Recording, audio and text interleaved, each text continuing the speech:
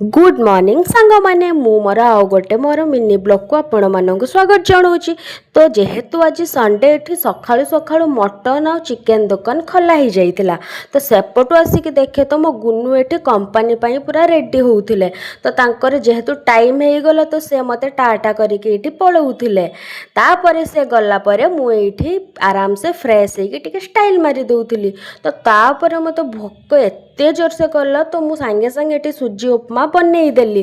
तो आराम से खाईदेली। तो मु तापरे बाहर जाइकी देखे तो किछि चेन्नई रो पाग आज एमिति थिला पूरा मस्त पाग। तो मु किछि घंटा 5-6 घंटा पूरा सुई गली।